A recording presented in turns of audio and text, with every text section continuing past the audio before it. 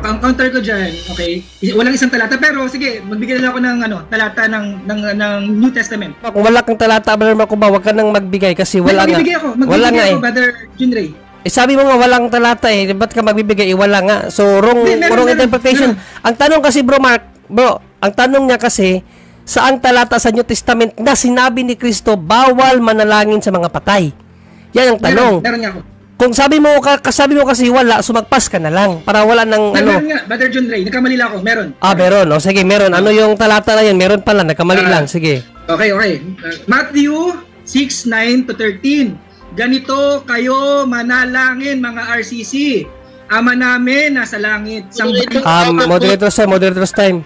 Hindi, ang tanong, okay, so ang tanong, Brother Mark Cumbao, dalawan ang warning kasi klinaro na natin tapos pinagpilitan mo pa rin yan. So mali na nga yung sagot, parang niloko mo pa ako na meron pero wala, pero hindi naman pala yun.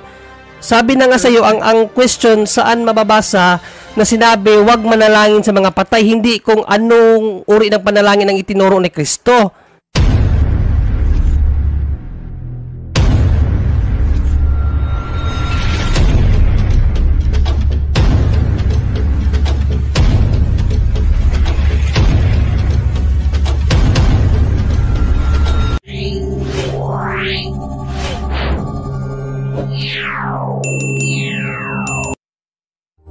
So, stay tuned po mga kapatid para lalo pang lumawak ang inyong kaalaman patungkol po sa Biblia at sa katuruan ng simbahan at syempre sa history din ng simbahan.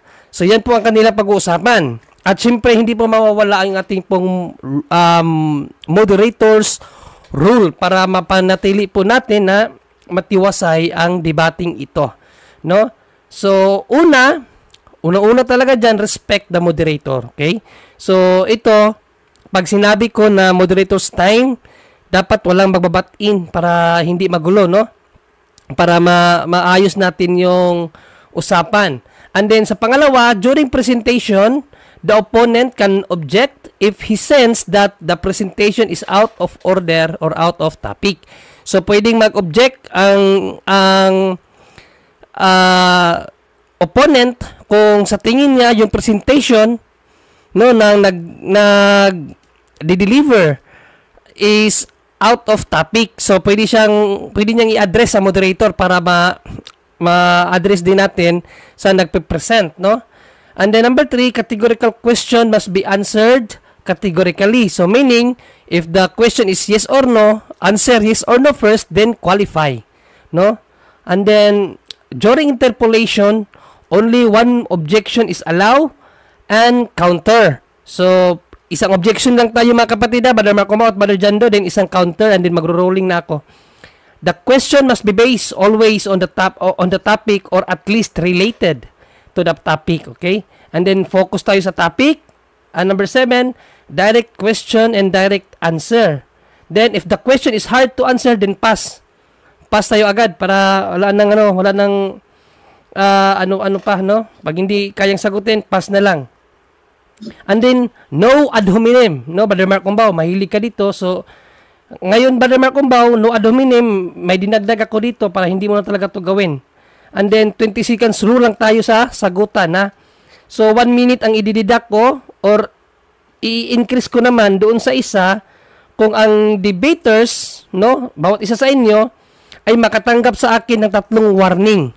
Halimbawa, winarningan na kahit sa inyong dalawa na no ad hominem, nag-ad hominem siya ng 3 beses, so babawasan ng 1 minuto, and then yung 1 minuto, ibibigay ko doon sa hindi nakatanggap during sa kanyang presentation, madadagdagan siya ng 1 minuto. So, yan po ang aking rules. So, okay ba yung dalawang debater natin? Okay ako doon. Brother Mark Cumbao? Ay, okay lang po. Ayun, okay lang din si Brother Mark Cumbao. Okay. Actually, ito yung masyadong inaapura ni Mark Cumbao. Wala pa sana akong plano.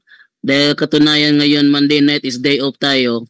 Dahil masyado niyang inaapura, pinabigyan ko na lang. At gusto niya patunayan na ang Apokripa ay hindi bahagi ng Biblia. Sabi ko, hindi pwede yung ganun kasi nasa negative form ka. So, kailangan ako na lang yung mag-stamp. Patutunayan ko lang na ang tinatawag ng mga protestante na apokripa ay bahagi talaga ng Biblia. Tapos, sinabihan ako ni Mark Umbaw na ready na ba daw ako? Sabi ko naman, ay ready ako, pero actually, di talaga ako nakapaghanda dahil galing ako doon sa Hagna. Binilhan ko ng computer si Eugene Gapo. Kaya, kakarating ko lang. And then, narito na tayo sa ating first stand na patutunayan ko na ang tinatawag ng mga protestante na apokripa ay bahagi talaga ng Biblia. Unang referensya ang kukunin ko ay hindi referensya katoliko, kundi mula sa babasahin ng mga saksi ni Jehovah na The Watchtower, February 1, 1989, page 29. Ang sabi ganito. In the 3rd century BCE, Jewish scholars in Alexandria, Egypt, produced the Greek Septuagint version of the Hebrew Scriptures. Sabi daw, noong 3rd century BC, nag-produce ang mga Jewish scholars sa Alexandria ng Greek Septuagint version of the Hebrew Scriptures, which came to be used, na ito'y ginagamit by Greek-speaking Jews. Ito yung ginagamit ng mga Greek-speaking Jews kasi ano siya translated siya into Hebrew, into Greek language, yung Hebrew. All over the world, no, ginagamit siya ng mga Greek-speaking Jews. In time, the Jews stopped using it. But it became the Bible of the early Christian congregation. When Christian Bible writers quoted from the sacred Hebrew scriptures, they used the Septuagint. Sa madaling salita, kapag gumamit ang mga Christian writers, no?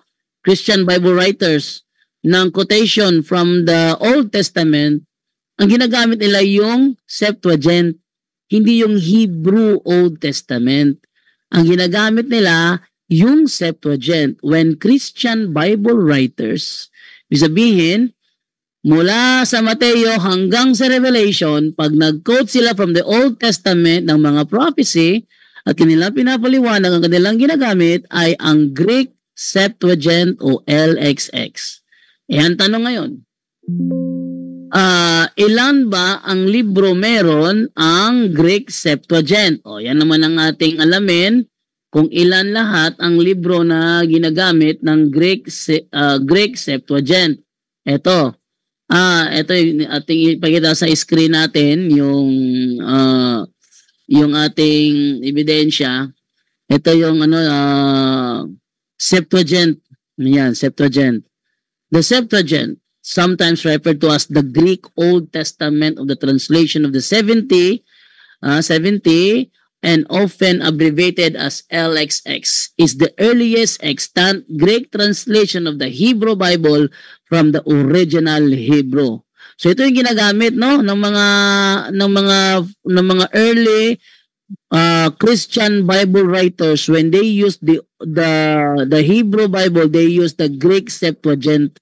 Ngayon, anong mga libro meron ang Greek Septuagint? Itong ating tingnan, anong mga libro ito?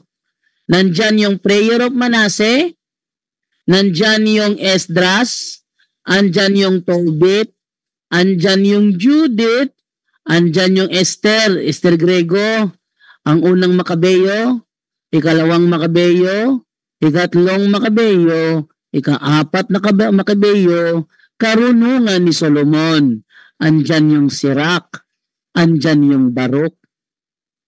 Sa madaling salita, ito ay bahagi ng Greek Septuagint na ginagamit ng mga Bible Christian writers. Pag sila gumamit ng Old Testament, ginagamit nila ito ang Greek Septuagint. Ngayon, nung isalin, kinumpile na into one book ang Biblia. Into one book. Ano yung first compiled Bible? Yung Latin Vulgate. Year 405 AD. Anong mga libro meron ang Latin Vulgate? Ito naman tayo sa books of the Vulgate. Andito, andyan yung Genesis, Exodus, Leviticus, Numbers, Deuteronomy, Joshua, Ruth, 1 Samuel. Tatinta tayo sa Tobit.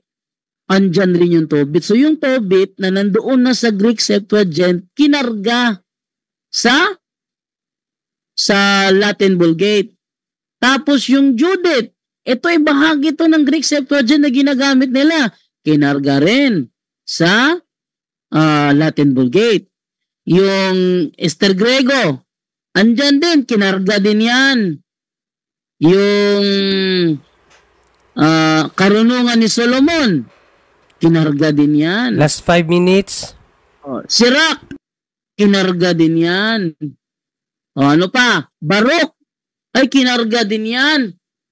So yung mga aklat na ito na nasa Greek Septuagint, kinarga din sa Latin Vulgate. Ngayon lumabas naman itong King James Version na 1611. Ang tanong, karga rin ba dito yung mga libro na yon? Ating tingnan. Ito yung ating table of contents ng 1611 King James Version. Narito. So dito napapatunayan, tatlo yung ginamit ko. Una, Greek Septuagint. Sumunod, yung Latin Vulgate. Then sumunod, yung 1611 King James Version. Puro una ito puro ito una. Yung Greek Septuagint, ito yung Greek translation of the Old Testament na ginagamit ng mga Christian Bible writers. Tapos yung Latin Vulgate, ito yung first compiled Bible na ginagamit ng mga Kristiyano. Next, ito naman yung 1611 first Protestant Bible, mayroon ding apokripa. Nandyan yung mga libro na yon. Pero bakit ngayon hindi na makita sa kanilang libro? Inaamin ng King James Version mismo. Kanilang ni-remove. The apokripa was part of the King James Version for 274 years until being removed in 1885. Kaya pala 66 na lang kanilang Biblia dahil ito'y kanilang ni-remove. 1885 pa. Sa madaling salita, before 1885, ang Biblia ay meron talaga yung mga aklat na kung tawagin ng mga sulpot ng mga Protestante ay apokrypha. So yan So napatunayan ko lang ilang reference yung ginamit ko at hindi na akong tanungin ni Last Marco. 2 minutes. So without further ado, ibibigay naman natin kay Brother Mark Cumbaw ang katanungan doon sa mga inilatag ni Brother Jando, no? Ano bang batayan ni Brother Jando doon? Kaya ibigay natin kay Brother Mark Cumbaw ang 10 minutes at mag-uumpisa, Brother Mark Cumbaw, ang iyong 10 minutes kung magsasalita ka, Brother Mark. Okay, sige, start na po ako. Start na po ako. Mag-start ka na magtanong. Okay, ano ko na, start ko na yung time Okay, Brother Danjo, linawin ko lang po muna yung premise muna bago ko magtuloy-tuloy sa tanong, no? Ang Bible po ba ang pinag-uusapan natin, yung kinasihan ng banal na espiritu? Ang pinag-uusapan po ba nating Bible o listahan ng bahagi ng Bible ay yung mga aklat na kinasihan ng banal na espiritu? Ganun po ba? Oo, hindi. Ano yun? Premise? Yun yung tanong ko. Yun ang premise ko. Gusto kong confirmation. Yes. Oh, yes. Yun nga. Yun nga. Okay. Next question. Dahil nag-confirm ka na pinag-uusapan nating Bible, yung kinasihan. Okay? Hindi lang yung basta na isama sa Septuagint o anumang presentation mo kaninang kahaba-haba. Kung yan ay kinasihan ng banal na espiritu, suriin natin. Sino po ang sumulat ng Apokrypha? Objection, moderator. Yes, objection. Hindi issue dito kung sino ang sumulat. Irrelevant na tanong niya. Hindi namin issue kung sino ang sumulat. Ang kanyang kailangan dito sa akin is, nandyan ba talaga sa Biblia o wala? Yan ang aming pag-uusapan Andyan ba talaga o wala? Okay, no? So, ang objection niya, Brother Mark Cumbaw, dahil yung question mo daw is irrelevant, no? So, bago ako mag-ruling, bibigyan ko muna ng counter-objection si Brother Mark Cumbaw. Anong counter-objection mo, Brother Mark Cumbaw? Irrelevant daw yung iyong katanungan. Hindi yun irrelevant dahil ang pinag-uusapan namin yung kinasihan ng banal na espiritu. kailangan suriin yung sumulat niyan. Kung baka kung sino-sino lang, gawa lang ng kung sino-sino, ay mapanganib kung ating paniniwalaan kung sino-sino lang ang sumulat. Okay na yan. Okay na yan kasi counter-objection lang.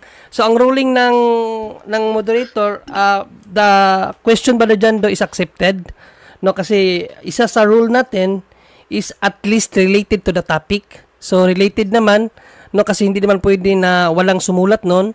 So, Brother Jando, bibigyan kita ng 20 seconds again sa iyong pagsagot, Brother Jando. Kailangang masagot yon kasi related naman yun, bro, sa tanong niya kung sino ang sumulat para makita natin na inspired books ba ito. Kasi pag sinabi kasi natin inspired books, yun talagang nasa Bible. So, Brother Jando, 20 seconds, bro. Go ahead. Hindi ko maibigay sa kanya yung mga personal writer kung isa-isahin niya. Kasi hindi ko naman alam kung sino nagsulat nung ibang aklat. Kung doon siya mag-focus. Ang kailangan niyang focusin sa akin ngayon is nandyan ba talaga yan sa Biblia o wala. Kasi yan ang aming pinag-usapan. Ang sabi niya, hindi daw bahagi ng Biblia ang Apokripa. Okay, so, time. Next question. Mag-focus po sa main topic. Next question. Next question, Brother Danjo. Halimbawa, magtayo ako ng paggawaan ng libro at mag-print ako ng libro, tanggalin ko yung ibang bahagi ng libro. Ano na patunay mo? Anong pinagkaiba na nang hindi mo alam kung sino yung sumulat o yung binago ko yung tinanggal ko yung mga bahagi ng nagdagdag ako or nagdagdag or nagbawas ako ng bahagi ng aklat ng Bible. Moderator's time muna, no? So, moderator's time, ang natirang oras is 2 minutes and meron pang 8 minutes na natira. So, ang na-consume is 2 minutes and 9 seconds sa tanungan. Brother Mark Umbao, direct question tayo, bro. Huwag mo nang pahabain yun kasi sa rule number 7 natin, direct question. Huwag ka nang magdiskurso, bro. Okay. Tanong na agad, okay? So, isang warning yan, ha? Isang warning yan kasi nag-ano na tayo dito na mayroong warning ang iaano sa inyo kapag hindi natin nasunod ang ating mga rules. So, may warning ka dyan isa, Brother Mark Umbao, kasi ang dami mong sinabi. So, direct question tayo. Okay? 2 minutes ang na-consume. Start, go. Next question na lang. Hindi ko ma-summarize eh. Sino at kailan by the way pala, moderator's time muna. So, para hindi pala ma-consume, bro, kung meron kayo, both sa inyong dalawa, magsabi kayo na premise para hindi siya masali sa question. Okay? Okay ba, Brother Mark Umbao? Okay. O, pag magtanong ka, sabihin mo, pag meron ka pang medyo sabihin mo na lang premise. Ganun din si Brother Jando. Brother Junre. Yes, bro. Yung kanyang premise kanina, bakit tanong yun? Hindi ko nga alam kasi sabi niya premise for tanong eh. Premise yun. Sige lang. Pero consider na rin yung brother dyan, baka dinirekta na niya. Okay, so basta mayroon tayo na direct question. Pag hindi pa kayo mag-direct question, sabihin nyo lang premise muna para hindi masali sa rules natin. Okay? So patuloy ba na Mark Umbao? Okay. Next question na lang. Okay? Saan po nabibilang ang Apokripa? Sa kautusan ni Moises, sa mga awit, o sa mga propeta? Saan nabibilang ang Apokripa? Mga aklat ng Apokripa? Sa kasaysayan siya nabilong. Siya ay kasaysayan. Pero, hindi naman mahalaga kung saan siya nabilong. Ang mahalaga, may ebidensya ako na bahagi talaga siya ng Biblia mula pa noong una. So, hindi siya dagdag, tinanggal lang ng mga sulpot. At least may ebidensya ako. Yun ang mahalaga dito. Yun ang gibain mo, yung ebidensya ko. Huwag kang magbutas ng iba dyan. Okay, next question. Next question. Okay, next question. Anong talata sa Apocrypha books ang tinupad o kailangan matupad tungkol kay Yahushua? Anong talata? May alam ka bang talata na kailangan matupad dito? Okay, objection. May objection? Moderator, ang pinag-usapan namin kung bahagi ba talaga yan ng Biblia o hindi. Yan ang aming pinag-usapan. Hindi pinag-usapan kung yan bang mga nasunod yan, natupad ba sa New Testament? Hindi yan usapan namin eh. Okay, so Brother Mark Umbao, ang objection ng ating moderator time mo na, no? Bago ka bigyan ng counter, i-address ko lang yung objection ng iyong katunggali na si Brother Jando, no? Nag-object siya kasi ang pag-uusapan nyo dito kasi patutunayan niya na yung apocryphal books ay bahagi ng Biblia. So hindi niya patutunayan kung ano yung mga nakasulat doon na dapat matupad. So specific tayo, yung apocryphal books lang, yun ay kasali talaga ng Biblia. So yun ang kanyang objection, Brother Bro. May counter ka ba doon? No, counter ko po. Valid po yung tanong ko dahil binigyan na tayo ng idea ng Diyos ni Yahushua kung ano yung kinikilala niyang mga aklat. Binigyan na tayo ng idea ng ating founder, ng ating tagapagligtas kung ano ang aklat na kanyang kinikilala. Okay. Okay? Mas magro-rolling na ako. Okay, bro. Yes, no, your question, bro, is valid. Yes, valid 'yon. Pero specific kasi ang topic nyo. Ang patutunayan lang ni Brother Jando na yung apocryphal books o apocrypha books ay bahagi ng Bible. So hindi niya patutunayan na yung mga nilalaman doon ay kailangang matupad sa panahon ni Kristo. Valid 'yun, yes, totoo, valid 'yun, pero specific yung topic, bro. Apocrypha books ay kasali lang sa Bible. Okay? So ang ruling ng moderator, accept ko yung objection ng yung katunggali si Brother Jando na hindi katanggap-tanggap ang iyong tanong para sa kanya. So next question, Brother Marcombaw. Okay. Okay, next question. Okay. Anong talata sa aklat ng Apokripa na mahalaga sa ating kaligtasan? Anong talata sa Apokripa? Kasi kinasihan pinag-usapan natin kinasihan. O anong talata sa aklat ng Apokripa na mahalaga sa eternal life? Bro, pag sinabing kinasihan, bro, yung Bible talagang kinasihan talaga yung Bible natin. Walang Bible na hindi kinasihan. Talagang kinasihan yung Bible natin. Pero hindi natin issue kung ano yung mga nakasulat doon. Ang ating issue pag-uusapan dito kung bahagi ba siya o hindi. Doon ka mag-focus. Dahil hindi ako susunod sa Stroman fallacy mo. Ano ka ba? Next question. Okay. Ilang minuto na lang Meron pang 7 minutes. Meron pang 7 minutes. Ang haba pa. Okay. Premise po to naniniwala po diretso ko na. Naniniwala po ba kayo ang mga Hudyo ay bahagi ng iglesia na kailangan natin ikonsulta pagdating sa katotohanan ayon sa pagdating sa kasulatan? Malinaw yung tanong, Mother Jando. Ulitin ko. Bro, hindi natin issue dito, objection moderator. Okay, objection yan. Yadris, ang objection is, anong objection, bro? Hindi namin issue dito kung kailangan ba magpaalam sa Hudyo o hindi. Ang issue namin kung bahagi ba siya ng Biblia o hindi. Okay, so ang objection, Brother Marcombaw, ang pag-uusapan nyo lang ay ang apocrypha books ay bahagi ng Bible. So hindi nyo pag-uusapan dito kung kailangan nyo pang magpaalam sa Hudyo. Okay? So ano ang counter objection mo, Brother Marcombaw? Ang counter objection ko, may talata sa Holy Scripture na mamaya ilalatag ko na kailangan natin pakinggan ang mga pinapangaral ng mga Hudyo. Okay. Kaya natin i-anuhin yun, may makakompromise sa ating kaligtasan. Okay, so magro-rolling lang, Mr. Moderator, kasi ang isa sa role, no, the question must be based on the topic at least related to the topic. So, pwede mo yang mamaya, bro, pwede mo yang gamitin mamaya sa stand mo, pero dahil nga ang inyong pag-uusapan ay bahagi ng Biblia, ang Apocrypha books, hanggang doon lang. No? So pwede mo yang i-topic mamaya sa stand mo, pero tatanggapin ko ang objection ni Brother Jando na ang iyong katanungan is out of topic. So next question. Okay. Kung ang Protestante ay may 66 books na kaiba sa 73 books ng RCC, okay? Ano ang patunay mo na tama yung 73 at mali yung 66 books na kung saan umaayon kami sa mga Hudyo na kung saan kami ikakabit, ang mga Protestante na ikakabit sa mga Hudyo? Ano ang patunay mo na mali yung 66 books at tama yung 73 nyo na kung saan kami ay bumase yung Old Testament namin sa mga Hudyo? Ano yung patunay mong mali yan?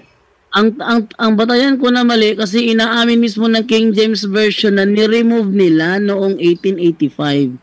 Yung pag-remove sa ibang bahagi ng Biblia ay mali na. Kasi gaya ng pinakita ko kanina, ginagamit ng mga Christian Bible writers ang Deuterocanon Apocrypha. So, ang mali diyan kung bakit tinanggal. Yun, Next mali. question. Follow-up question sa sagot mo, Brother Jando.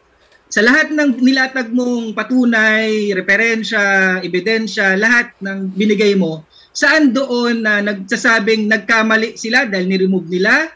O isang malaking pagkakamali yun na umamin sila, mali yung ginawa namin, na ni-remove namin. Saan sa mga referensya mo na may pag-amin, may patunay na nagkamali sila sa pag-alis ng Apocrypha sa Bible? Talagang mali talaga yung pag-remove, bro. Kasi nandyan na yan sa Biblia nung dumating yan sa mga apostol eh. Ba't i-remove ninyo? Hindi nga nag-remove ang mga apostol, tapos kayo magre-remove kayo. Yung pag-remove nyo ay isang ebidensya na nandyan talaga yan. Talagang bahagi ng Biblia yan, ni-remove nyo lang. Kaya sa tanong mo niya, pinapatunayan mo rin ang paksa ko ay tama talaga na bahagi talaga siya ng Biblia, ni-remove nyo lang. Thank you. But ilang minutes na lang? Ilang minutes na lang? Meron pang 4 minutes, bro. Mahaba pa. 4 minutes. Okay.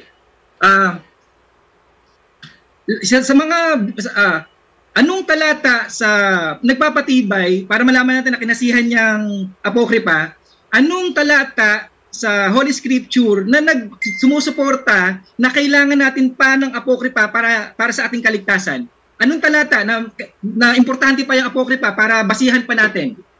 Anong talata sa Holy Scripture na nagpapakita yan?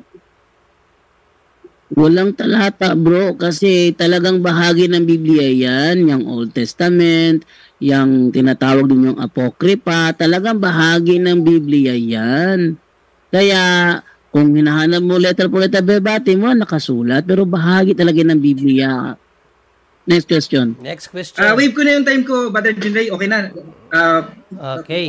Nakuha na yung gusto kong mga sagot. Okay, sayang no. So, meron ka pa sanang 2 minutes and 47 seconds na natitira sa tanungan, pero since ni-wave mo na, so i-reset ko na at ibibigay ko na sa iyo no ang 10 minutes na iyong oras para sa giba mo doon sa mga itinayo ni Brother Jando. So your time will start, Brother Mark Umbao. Kung mag-uumpisa ka magsalita, go ahead.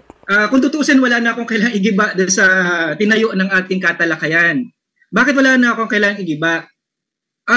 Umikot lang siya dahil naibilang siya sa Septuagint, naibilang siya sa Septuagint, kinasiyahan agad ng Diyos. Wala kang mababasa sa Holy Scripture na yan ang pamantayan. Ano yung mga hinihingi kong tinanggihan niyang sagutin? Nakatanong, sino ang sumulat? Diba? May talata ba yan na may kahalagahan niya sa kaligtasan? Propeta ba, apostol ang sumulat niyan?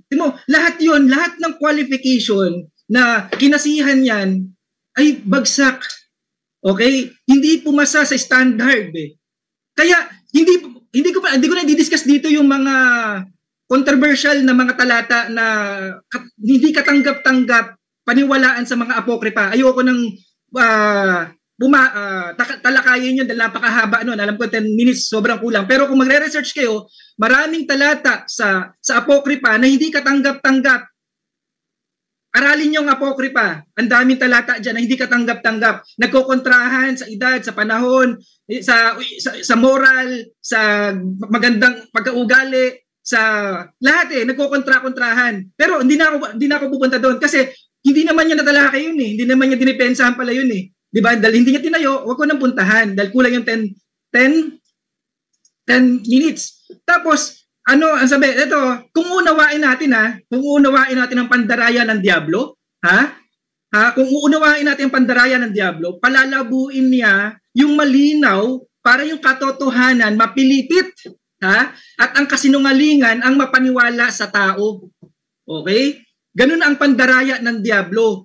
Ito ang katuroan o aral na walang kaugnayan sa eternal life, walang kabuluhan yan. Sabi nga sa Mark 8:36, aanuin mo ang isang buong sanlibutan, na isang kaluluwa mo ay mapapahamak, malinaw sa talata sa Mark 8:36 na lahat ng walang kaugnayan sa eternal life ay walang kabuluhan. At naniniwala ako, Brother Jando, na sapat ang 66 books ng Holy Scripture, baka sobra pa nga para ang tao ay maligtas. Okay? Sapat-sapat ang 66 books ng Holy Scripture para ang tao ay maligtas. Hindi ko na kailangan kumonsulta pa sa Apokrypha kung saan ang daming nagsasalungatan diyan. Ang daming nagsasalungatan diyan. Okay? Sabi nga dito sa John 20:30, John 5:13, di ba? Naisulat yung ang 1 John 5:13, naisulat ang Holy Scripture para para sa ating kaligtasan. Pinagtibay pa nga ng 2 Timothy 3:15 and 17. Sabi mula pa ng sanggol, inyong nalalaman ang mga banal na kasulatan na makapagpadunong sa inyo sa ikaliligtas sa pamamagitan ng pananampalataya kay kay Yahushua upang ang tao ng Diyos ay maging sakdal. Enough talaga, sapat ng Holy Scripture, yung mga nakasulat sapat tinuruan lubos sa lahat ng mga gawang mabuti. Kaya wala nang kulang sa nakasulat Wala nang kulang sa nakasulat. Ang problema, hindi kinilala ni Yahushua yung founder natin at yung ating tagapagligtas, nag-iisang Diyos, hindi na nga in-acknowledge yung ibang aklat Sabi niya, kautusan ni Moises, mga propeta, at mga awit. Malinaw yan. Anong ibig sabihin? Para hindi ka na nga maligaw. Kasi ito linawin ko, Brother Jando, kung yung 10 kautusan at yung 600 other laws, napakarami niyan, pinaiksi yan sa dalawang salita, dalawang phrases. Ano yun? Mahalin mo ang Diyos at mahalin mo ang kapwa mo gaya ng iyong sarili. Pinasisimple. Ang Diyos, para maabot ang ating kahinaan, ang ating kababaan, pinasisimple ang mga bagay-bagay. Pinasisimple. Hindi pinagugulo. Ang trabaho ng Diablo, paguluhin ng utak ng mga tao para malito makapasok ang katuruan ng bulaang propeta. Okay? Bakit pinagugulo ng demonyo, ng Diablo yan? Bakit ang daming sacrament na pinapasok yung Diablo na yan na direct na direktang kumukontra sa ebanghelyo? Bakit? Kasi nga, objection, moderator.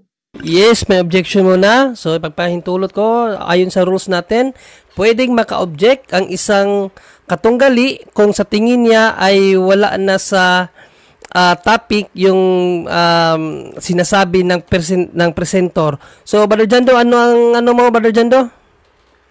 Ang objection ko, ang kalangan niyang dahil negative siya, patunayan niya na hindi bahagi ng Biblia. Gawa niya, gumagawa ng ibang butas, hindi ako pwedeng doon, sumunod doon, strawman fallacy yun So hindi ako susunod. So saan ako kukuha ng aking tanong? Kung hindi niya targetin yung aking topic. Ang topic ko, patutunayan ko, moderator, na ang tinatawag ng mga protestante ng Apokrypha ay bahagi talaga ng Biblia. So yun ang gibain niya by proving na hindi talaga siya bahagi, dinagdag lang ng Katoliko. So ibig mo sabihin na gusto ko lang maklaro na ang objection mo ay hindi niya tinatarget yung yung ano mo. So iba yung mga sinasabi niya. Iba sinasabi niya dito Okay, so Brother Marcumbao, ang objection ng ating kapatid ay hindi mo natumbok yung dapat mong gibain. So, yes, bago kita bigyan ng counter, gusto ko lang i-address yung objection niya sa'yo na yung presentation mo ay hindi ayon sa pinag-uusapan nyo. So, Brother Marcumbao, bago ako magbigay ng ruling, so ano ang counter objection mo, bro? Okay, ang counter ko, sa simula pa lang sinabi ko, wala na akong gigibain Kasi ang umikot lang yung kanyang tinayuan, ang tinayuan lang niya nakasama sa Septuagint. Suriin natin kung tama yung pagkakasama niya sa Septuagint. Hindi sulat ng mga kinasihan ng Diyos. 'Di ba? Hindi kinilala ng ating tagapagligtas, 'di ba? Hindi malaman sino author. Maraming controversial na talata 'yan, 'di ba? Kaya doon pa lang, bagsak na wala, hindi na nakatayo, kaya nagtatayo na ako para maliwanagan ang mga nakikinig. Mag-rolling na ako. So, ang rolling ko, Brother Marcumbao, ay tanggap ko ang objection ng Mr. Moderator. So, claim mo lang yon na wala kang gigibain. Dahil sa katotoo lang, dapat gibain mo yung mga prinisinta niyang dokumento, Brother Marcumbao. May pinakita siya mga dokumento na nagpapatunay na ang Apocrypha books ay kasama talaga sa Biblia. So, kailangan i-counter mo yun. Kinakailangan magpalabas ka rin ng mga dokumento na nagsasabi na ito may dokumento din ako na walang apocrypha books kasi nagpakita siya. Okay, bro? So, hindi po enough, bro, ang verbatim. Okay? So, hindi enough ang verbatim. So, i-address ko, Brother Makumbaw, kinakailangan mong magiba yung kanyang i-present at hindi magbabase sa yung isip lang na wala kang dapat gibain na meron naman dapat kang gibain. Okay, bro? Ilang minuto na lang po? Ilang minuto na lang? Meron ka pang natitira na 5 minutes and 13 seconds. So, marami ka pang masasabi dyan na makagiba doon sa kanyang pinipresent. So, mag-i-start uli ang iyong oras, bro. Pag magsalita ka, go ahead. Okay. Para gibain yung lahat ng nilatag niya sa isang talata lang. Luke 24:44. Sabi pagkatapos sinabi niya, pahayag ni Yahushua to sa kanila. Ito tinutukoy ko na sabihin ko sa inyo noong kasama pa ninyo ako. Dapat matupad ang lahat ng nasusulat tungkol sa akin, sa kautosan ni Moises, sa aklat ng mga propeta, at sa aklat ng mga awit. Tanggap ni Brother Jando na sa kaysaysayan nabibilang yung kanyang pinagtatanggol. Wala dito sa nabanggit ni Yahushua. Wala. Ibig sabihin, hindi kinikilala ng ating tagapagligtas. Isang talata, giba na agad yung kanyang kahaba-haba ng presentation na isa lang ang poste na napakanipis na kung saan kasaysayan. Oo. Pwede nating yung almanac isama na natin sa Bible. Oo, yung Noli Me Tangere isama na natin sa Bible. Ganun po ba 'yon, Brother Jando? Hindi. Mali 'yon. Kasi ito may mga talata sa Isaiah 7:14, Matthew 1:24, yung Isaiah 7:14 katuparan ng Matthew 1:22, yung Micah 5:2 katuparan ng Matthew 2:1, so on and so forth and so on. Napakaraming talata na nagko-complement, nagbibigay ng confirmation na ang Old and New Testament ay magkaugnay katulad ng nasulat sa 1 John. 'Di ba? Sabi sa 1 John, 'di ba? Mga minamahal, 'di ba? Hindi isang bagong utos ang isinusulat ko sa inyo, kundi ang dating utos na nasa inyo simula pa. Ha? Ito yung mensaheng narinig sa inyo. Yes, counter objection. Anong objection? Counter tuloy. Nabihan mo na si Mark Umbaw na banggain yung aking ebidensya pero patuloy pa rin siya sa strawman fallacy niya. Okay. So, Brother Jando, meron siyang ginamit na talata daw na panggiba. Yun daw Luke. So, yun ang ginamit niya panggiba. So, accepted natin yung Brother Jando na yun ang ginamit niyang panggiba. So, ikaw mamaya bro, ikaw naman ang magpamali doon sa ginamit niyang talata na panggiba na doon sa mga referensya mo. So, accept ko yun kasi meron siyang ginamit na talata niya. So, mamaya Brother Jando, gamitin mo yung yung butas na yan para igiba mo naman doon sa ginamit niyang talata na panggiba daw doon sa mga dokumento mo. Okay? So, magka-counter ka ba, Brother Makumbaw, o direkto ka na? Counter ako. May counter ako. Sige, anong counter mo? Ang counter ko, malinaw yung pinanggalingan. Kaya ako nababanggit yung 1 John 2:7, 'di ba? Nabanggit ko yung sa Luke, 'di ba, na sa sulat sa kautusan, sa awit at sa propeta. Kaya Brother Jando, valid yung aking Brother Makumbaw, i-address mo yung mo sa akin, wag sa kanya kasi counter objection yan, i-address mo sa moderator, wag direkta sa kanya, okay? So, okay, so meron ka pang natitirang 3 minutes and 24 seconds. So, mag-start ulit kapag magsalita ka. Okay. Ano ba ang paniniwala ng mga RCC sa Bible? Pag-aari nila, sila ang gumawa. Malinaw na malinaw, 'di ba? Malinaw na ito'y isang kalapastanganan. Malinaw na malinaw, isa 'tong kalapastanganan dahil kung ang sa Isaiah 34:16 aklat ng Panginoon, 'di ba?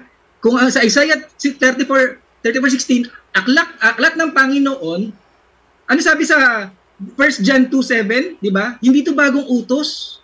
Meron pa nga dito sa Joshua 1:8, aklat na ito ng kautusan. 'Di ba? Ang tanong, sayang hindi ko nga natanong yung Isaiah 34:16, Anong aklat ba tinutukoy doon? Aklat ba ni Isaiah? Aklat ba ng kung anong aklat? Ano bang aklat ang tinutukoy doon? Para maging malimitahan lang natin sa old, malimitahan lang natin sa aklat ni Isaiah. Dapat nalaman natin yan. Hindi ko nga lang sayang, hindi ako nagkaroon ng pagkakataon itanong yan eh.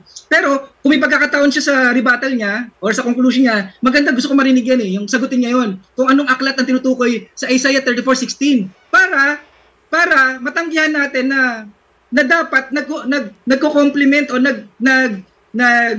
nagkakaroon ng confirmation sa New Testament ang Old Testament. Last 2 minutes. Oh, sayang hindi ko na itanong kaya ayun, ano sabi sa Joshua 1:8? Aklat na ito ng kautusan, di ba? Propesiya sa kasulatan. Nag-interchangeable to eh. Yung kautusan, hula, propesiya, yan ang aklat ng Panginoon eh. 'Di ba? Pero kung ililimita lang ng mga RCC 'yan, 'di ba? Talagang maliligaw po talaga. Sa ganung pag-aaral, maliligaw po talaga tayo. Tapos ano pa ba yung hindi ko na-tackle? Kasi wala na kasi akong pwedeng sundan doon sa sinabi ni Brother Jando. Dahil nga lahat nga objection, 'di ba? Objection. Iwas siya talaga eh. Bakit? Halata naman kasi. Mahalata naman talaga na hindi kinasihan yan. Di ba? Sino ba mga sumulat niyan? Unknown. Di ba? Tapos, kasaysayan yan eh. Yes, alam mo ba, Brother Jando, naniniwala rin naman ako dyan sa Maccabees, sa mga Tobit, o mga ano na yan, pwedeng referensya, yes, pero hindi yan kinasihan. Parang no limit anger eh. Yes, pwede kong i-level siya sa ganun. Pwede kong paniwalaan yung ilang bahagi doon. Pero hindi para isandal ko yung kaligtasan ko doon, Brother Jando. Hindi. Kasi wala kang mababasa sa apokripa na ikaliligtas ng tao. Kaya kailangan mo nang alisin yan. O, alisin mo na yan kasi wala kang ikaliligtas ka dyan eh. Bakit nga ba sinulat ng kautusan? Sa John 20:30, 30:20 yata? Ano sabi? Para malaman nyo yung kaligtasan nyo, para magkaroon kayo, mag-isakdal kayo, malaman nyo na may kaligtasan kayo, maligtas kayo. Yun yung purpose ng Holy Scripture, hindi para matuto ng arithmetic. O, last 10 seconds. Hindi para matuto ng kung anong karunungan. Okay? Lahat ng walang kaugnayan sa eternal life, walang Time. Okay, so uminit sa Brother Mark Cumbao, no? Okay, so hindi natin patagalin na, no? Para hindi din mawala yung init ni Brother Jando. So, Brother Jando, ibibigay ko na yung 10 minutes mo, bro, para tanungin yung mga nilatag niya na panggiba doon sa itinayo mo, nakala niya ay nagiba niya. So, Brother Jando, mag-uumpisa ang yung 10 minuto kapag ikaw ay nag-umpisang magtanong. Brother Jando? Okay. Unang tanong, Mark Cumbao. Aling talata sa Biblia sinasabi na hindi bahagi ang apokripa sa Biblia? Yung Luke 24, 44 ba yun? Wait lang, hanapin ko. Ayan, Luke 24:44. Luke 24:44. Mababasa ba sa Luke 24:44 na hindi bahagi ang apokripa sa Biblia o hindi? Hindi verbatim, pero malinaw dyan. Ang kinilala ng ating tagapagligtas para hindi tayo maligaw ay hinayag. Nagbigay siya ng listahan at malinaw yan yung aklat ng Moises, aklat ng propeta at aklat ng awit. Kunin mo yung referensya natin yung mga Hudyo. May listahan sila niyan. At pasok na pasok, tugmang-tugma yung aming Old Testament sa Hebrew Bible. Okay, ginamit mo ang Luke 24:44. Ayon dito, ang sabi sa talata, ito yung tinutukoy ko na sabihin ko sa inyo noong kasama pa ninyo ako, dapat matupad ang lahat na nasusulat tungkol sa akin. Tinatanggap mo ba na tinutukoy niya dito yung nasusulat tungkol sa kanya? Yes.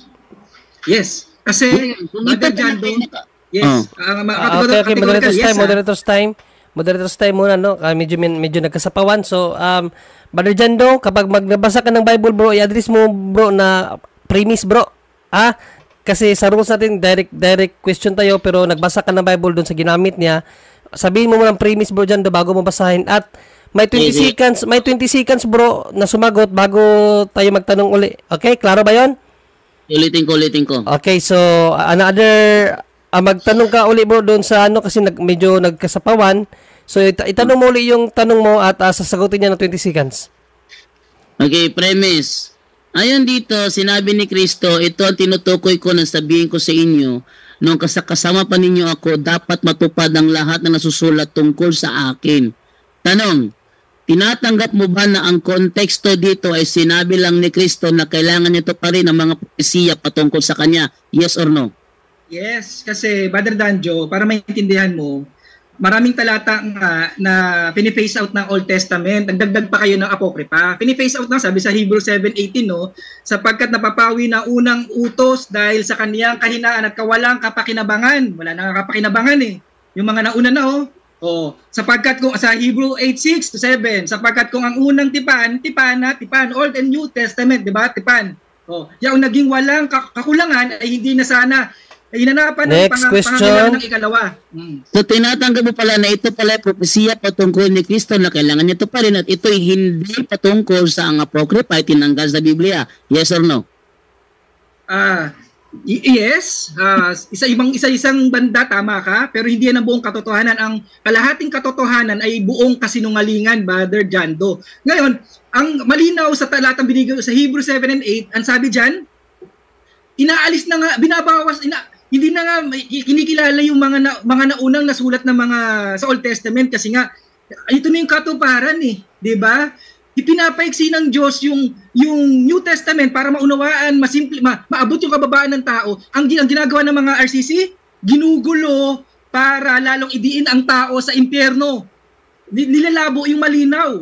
Okay? Ang sabi, yung time. Next question.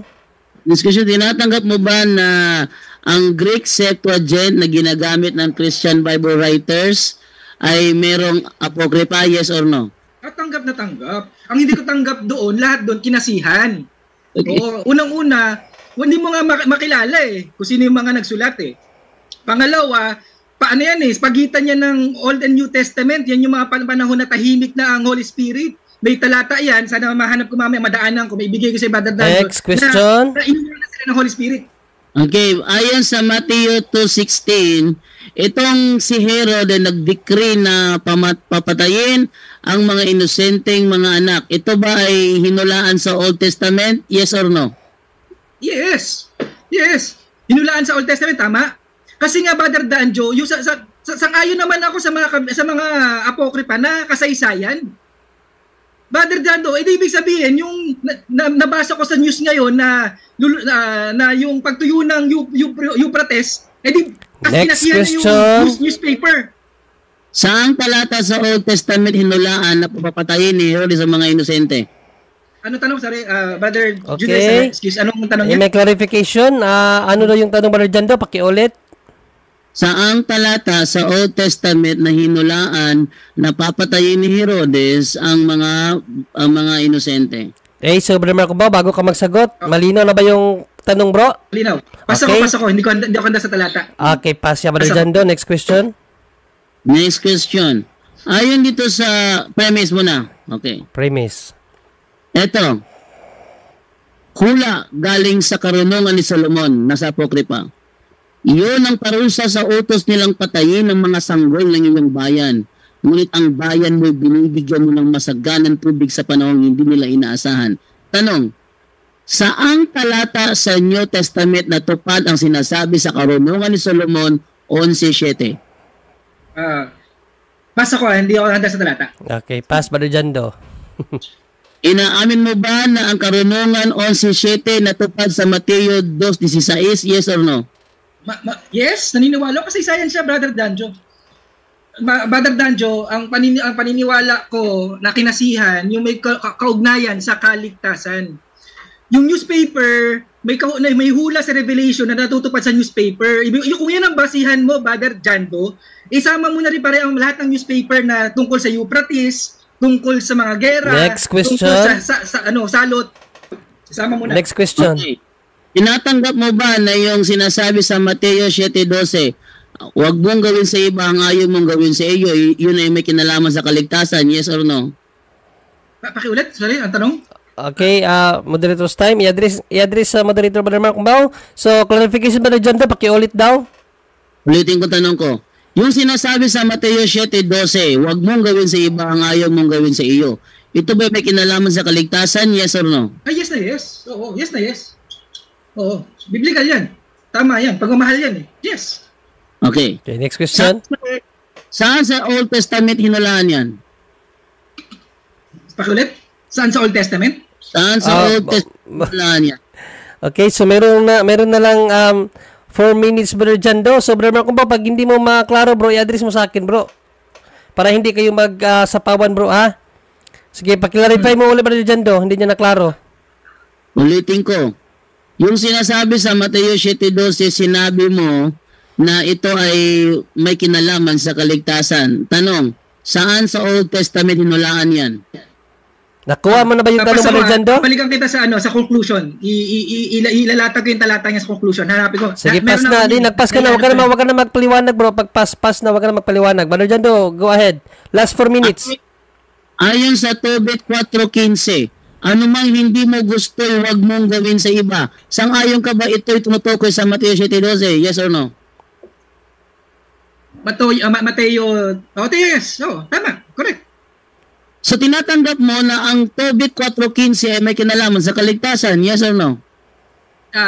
Yes, yung hindi lahat ng apokripa, yes, may merong ilan, pero ang problema, yung ibang talata ng apokripa ay kumukontra sa ebanghelyo. Yun ang mabigat diyan eh. Gagamit parang pahayag ni ni Lucifer. Gumagamit siya, kumukote siya ng talata sa Holy Scripture. Time, next question. Sa Old Testament. Sige. Yeah. Tinatanggap mo ba na yung nasa Sirach 27:6 ay yung tinutukoy ni Kristo sa Mateo 7:16 at 20? Yes or no? Yes. Tinutukoy sa Matthew 12. Yes. 29. Dahil, Brother Jando, dahil maraming talata ng pag-ibig sa Old Testament. Sayang, hindi ko lang naihanda yung mga talata na yan, pero wag kang, sa susunod, ilalata ko sa yan. Doon niya kinuha ng mga apokripa. Next question. Saan sa Old Testament nababasa na ang prutas ay makikilala sa kanyang bunga? Ang punong kahoy ay makikilala sa kanyang bunga. Saan sa Old Testament yan? Next question. Next question, pass. Pass. May message. Anong talata ng apokripa ang kumontra sa New Testament? Okay. Una, pananalangin sa mga patay. Objection. Objection. May objection? Bigyan niya yung talata mismo. Okay, so Brother Mark Umbao, ang tanong kasi talata, hindi niya ang tanong ay hindi kung ano ang sinabi. Ang tanong kung anong talata sa mga apokripa books na kontra sa kabuuan ng Biblia. Anong talata? Tobit 12:8-9, 2 Maccabees 12:43-45, Tobit 1:4, Tobit 1:10, Judith 1:1, Wisdom of Solomon 11:17, ano ba? Maccabees 2 Maccabees 14:41-46. Ano ba? Time. Brother Jando, meron ka na lang last 2 minutes sa pagtatanong bro. Okay, go ahead Brother Jando. Saan sa New Testament sinabi ni Kristo huwag mong ipagdasal ang mga patay na? Dahil ipinaiwas tayo sa gawain ng espiritista. Ang pananalangin sa mga patay ay gawain ng espiritista. Huwag kayo magpahawa sa gawain ng espiritista. Objection. Sorry, hindi ko narinig. Medyo humina yung boses ni Brother Jando. Anong objection, Brother Jando? Ang tanong ko sa kanya, saang talata sinabi ni Kristo na huwag ipagdasal ang mga patay na? Yes, malinaw yung tanong mo, Brother Jando. So ako, kahit ako, nakuha ko rin yung tanong. So yung tanong, Brother Mark Umbao, no, hindi niya tinanong kung ano ang opinion ng ating Panginoong Kristo sa mga espiritista. Ang tanong ni Brother Jando, saan mababasa sa New Testament na bawal dasalan ang mga namatay na? So, Brother Mark Umbao, yun ang objection. So, ano ang counter mo doon? Sa Old Testament siya mababasa, pero ang sabi ni Yahushua, pakinggan nyo yung kautusan. Wala siyang binago sa kautusan ng kanyang ama. Teka lang. Moderator's time muna. Brother Jando, according sa rule natin, isang objection lang ibibigay ko sa inyo, bro. So, isang objection, isang counter. So, after nun, magro-rolling na ako, bro, no? So, ay, wag kang mag-alala kasi nakuha ko naman yung objection mo at nakuha ko rin itong counter ni Brother Mark Cumbao. So, pakiulit yung counter mo, Brother Mark Cumbao. Ulitin ko ang objection niya. Ang objection ni Brother Jando, kasi hindi mo nasagot ng direkta yung tanong. Ang tanong niya kasi, Brother Mark Cumbao, saan mababasa sa New Testament? Okay? Saan mabasa sa New Testament na pinagbawal ni Kristo ang panalangin sa mga patay? Kasi sinabi mo yan kaganina. No, kasi nasa nasa 2 Macabeo yan, no? So saan sa New Testament na sinabi ni Kristo, hindi sa Old Testament? Okay? So yun ang tanong ni Brother Jando, kailangan sagutin mo ng talata para ma-address yung objection at ma-counter mo naman kung tama ang yung counter. Okay, go ahead, Brother Mark Cumbao. Ano ang counter mo doon? Ang counter ko diyan, okay? Walang isang talata pero sige, magbigay na ako ng talata ng New Testament. Okay, bro, Brother Mark Cumbao, kung wala kang talata, Brother Mark Cumbao, wag ka nang magbigay kasi wala nga. Magbibigay ako, Brother Junray. Sabi mo nga walang talata ba't ka magbibigay? Wala nga. So, wrong interpretation. Ang tanong kasi, bro, ang tanong niya kasi, saan talata sa New Testament na sinabi ni Kristo, bawal manalangin sa mga patay? Yan ang tanong. Meron nga ako. Kung sabi mo kasi wala, sumagpas ka na lang para wala nang Meron nga, Brother John Ray, nagkamali lang ako, meron. Meron. O sige, meron. Ano yung talata na yun? Meron pala, nagkamali lang. Sige. Okay. Matthew 6:9-13. Ganito kayo manalangin mga RCC. Ama namin nasa langit. Moderator's time. Hindi, ang tanong, okay, so ang tanong, Brother Mark Cumbao, dalawan ang warning kasi klinaro na natin tapos pinagpilitan mo pa rin yan. So, mali na nga yung sagot. Inano mo pa ako at ano ang tawag ng gilad sa Tagalog? Parang niloko mo pa ako na meron pero wala, pero hindi naman pala yun. Sabi na nga sa iyo, ang question, saan mababasa na sinabi, wag manalangin sa mga patay, hindi kung anong uri ng panalangin ang itinuro ni Kristo. Ang question kasi, saan mabasa sa New Testament na wag ipanalangin ang mga namatay. Okay, so hindi mo na-address yun. So mayroon kang warning. Kasi kaganyan, na-warningan na kita ng isa. Tapos ngayon, inano mo pa. So, warning 2 ka na, isang warning na lang, mababawasan ka ng isang minuto. Okay? So, next question tayo kasi ang ruling ng moderator doon is, accepted ko yung objection ni Brother Jando. Okay? So, Brother Jando, next question, Brother Jando. Hindi niya masagot. Okay, saan sa Old Testament ipinagbabawal na ipagdasal ang mga patay na? Sa Leviticus. Oo. Gawain kasi ng espiritista ang pagpanalangin sa mga patay. Sa Leviticus, hindi siya verbatim pero malinaw diyan na ang mga espiritista ay nananalangin sa mga patay na pinag-aagawa ng RCC. Huwag ninyong hanapin at magpahawa sa kanila. Huwag ninyong babalikan ng mga inaalihan ng mga time. Next question. By the way, Brother Jando, last 1 minute and 5 seconds. Tinatanggap mo na ba na ang Greek Septuagint, ang Latin Vulgate at ang King James Version 1611 ay hindi talaga 66 books kundi 73 books? Tinatanggap mo ba yun? Yes or no? Ay, tanggap na tanggap. Kung tanggap ko may 73, tanggap ko rin may 66 at may 39. Tanggap ko yan, Brother Jando. Wala tayong pagtatalo. May 39, may 73 at may 66. Next question. Last question, Brother Jando. Last question. At dahil tinatanggap mo na tinanggalan ninyo, ibig sabihin tinatanggap mo rin na kaya pala naging 66 na tinanggalan ninyo. Yes or no? Ay, no. Dinagdag, Brother Jando, no.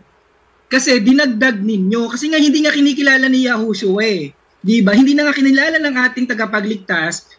Brother Jando, yung Old Testament, hindi na nga sinabi na niluma na nga. Okay, objection. May objection?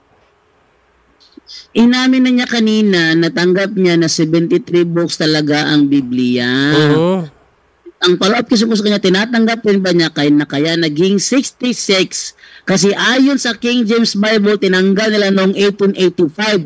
Tanggap yun. Yes or no? Okay, so, Brother Mark Cumbao, malinaw naman yun, no? Kasi mayroon ka kasing affirmation, bro. In-affirm mo yung katanungan kung tanggap mo ba na 73 ang original books ng mga Kristiyano. Tinanggap mo yan na walang pakundangan. So, ang naging follow-up niya kasi kung tanggap mo rin ba na binawasan lang yung 73 books. So, sumagot ka kasi ng hindi. So, nagkontrahan ka na doon. No? So, meron ka pang 10 seconds bro, no? Oh, counter pa pala. Sige, ano yung counter mo doon? Okay. Ano yung counter mo doon? Nag-no ko, Brother Junray, kasi tanggap ko yung 66, yung 39, tsaka 73. Malinaw yung pasagot ko, Brother Junray, ha? Hindi lang yung 73 na tinatanggap ko. Tanggap ko yung 66, yung 79, tsaka yung 39. Ngayon, ano ibig ko sabihin tinanggap ko yung tatlo? Tinanggap ko na yan ay mga Bible na kung saan may kanya-kanyang nagkanon. Hindi yung tanong. Yan mo lang. Sige, patuloy. Ayun, huwag mong sabihin na yung pagkanon nyo ang tama at mali yung sa amin. Tinanong nga kita, anong patunay mong mali yung 66, tama yung 73, wala ka na ibigay na patunay. Okay na. Brother Marco, okay na. No? So, ganito ang ruling ng Mr. Moderator. Kahit pa tanggap mo yung 39, 36, 66, 73, to the point, Brother Marco, na tinanggap mo yung 73 books, ibig sabihin, tanggap mo yung apokripa. Dilema sa'yo yan, Brother Marco. Okay? So, meron pang 10 seconds dito, no? So, ang objection ng katunggali mo, tinatanggap ko yun, na nagkontrahan ng iyong sagot. So, yung 10 seconds, ibibigyan kita ng 10 seconds na lang para matama mo yung kontrahan mo na sagot. Kasi, gagamitin ni Brother Jando sa'yo yun. Kontrahan ng yung sagot. Tinanggap mo kasi yung 73 books. Ibig sabihin, tanggap mo yung apokripa. Lugi ka doon. Tapos, kinontra mo ngayon sa ikalawan niyang tanong. Ngayon, yung 10 seconds mo, itama mo yung kontrahan mo na sagot. Go ahead, 10 seconds, Brother Marco. Kung nakikinig si Brother Jando, sabi ko, tanggap ko ang mga apokripa, pwedeng kasaysayan at referensya, yes, pero hindi kinasihan. Okay, time na. Time 10 minutes is consume. Okay, so yun, medyo nagkainitan, no? So, sa mga medyo nalito sa pinag-uusapan nila, dahil bago pa lang naka-tune in dito sa talakayang Brother Jando at Brother Marco, pinag-uusapan po nila ay patungkol po sa mga apocrypha books, no, na kung tawagin ito sa Catholic na katawagan ito po ay Deuterocanonico o Deuterocanonical books, no, na pinatutunayan ni Brother Jando kay Brother Marco na ang mga libro na iyan ay talagang kabahagi ng Biblia yan at hindi idinagdag ng Katoliko. Okay, so yan po ang pinag-uusapan nila. Okay, baka nagulat kayo kung ano yung mga libro-libro nila na pinag-uusapan. Yan po yun, yung Apocrypha books. Okay, Brother Jando, another 10 minutes sa iyo, Brother Jando, para sa second stand mo, Brother Jando, at pagkakataon mo nagibain yung mga pinahayag niya kaganina sa kanyang presentation at yung mga sagot niya sa iyo. Brother Jando, go ahead. Bro, wala na bro. 1 round lang to. So, final conclusion siya mauna. 1 round lang? Wala na palang second stand? Na. So ang susunod nito ano na? Final conclusion siya siyang mauna? Okay. So, Brother Marco, so, mayroon kang pagkakataon, Brother Marco, no, ng 10 minuto, kasi hindi natapos yung 10 seconds mo kanina, yung 10 minuto mo, gamitin mo ngayon, Brother Marco, kasi pag hindi mo matama yung maling sagot mo, kontrahan na sagot mo, tapos in-affirm mo pa, na 73 books is tanggap mo, logi ka doon. Kaya yung 10 minutes mong mahabang 10 minutes na to, gamitin mo para maayos mo yung pag-accept mo sa 73 books. Okay, Brother Marco, 10 minutes, go ahead. Wait lang, sandali. Yes. Kukunin ako talata. Saglit. Sige, mag-advertise muna ako dito habang may kinukuha siya. Okay? Wait. So, shout out muna natin, no, ang mga kapuntos natin dyan dito sa atin pong channel. Nagdidebate rin sila dito, pero di ko maunawaan yung iba, umabot sa Trinity. Okay na? Okay, so mag-start ka na? Yes. Okay, your 10 minutes will start, no? Kung magsasalita ka na, Brother Marco, go ahead. Okay, start na po ako, no? Simulan ko yung aking conclusion sa talata, no? 2 Thessalonians 2:2. Okay, ang sabi sa 2 Thessalonians 2:2, huwag kayong madaling makilos sa inyong pag-iisip at huwag din naman kayong mabagabag maging sa pamamagitan man ng Espiritu o sa pamamagitan ng salita o ng pamamagitan ng sulat na waring mula sa amin. Nawari bagang nalalapit na ang kaarawan ng Panginoon. Yung talata, may mga sulat, may mga aral, may mga lumalabas na chismis na pinag-iingat tayo. Ganun din ang sabi sa 2 Thessalonians 3:17. Okay? Pinag-iingat tayo sa mga lumalabas na kasulatan, sa mga chismis. Bakit? Kasi nga na-anticipate na ng Holy Spirit, kaya itinuro na agad, inihayag yan sa mga apostol. Kaya ito na isulat. 2 Thessalonians 2:2 tsaka 2 Thessalonians 3:17. Okay. Linawin ko, Brother Jando. Ang pinagtatalunan natin, ang talakayatin natin, ang pinagtatalunan natin, yung Septuagint ay kinasihan, lahat ng aklat doon kinasihan ng banal na espiritu. Ang patunay na hindi, kasi may mga talata diyan na hindi katanggap-tanggap sa morality. Pag pinag-usapan ng morality, hindi katanggap-tanggap siya. Mga miracle na hindi kapanipaniwalang mga miracle, mga kaganapan na kontra sa mga nakasulat na sa creation.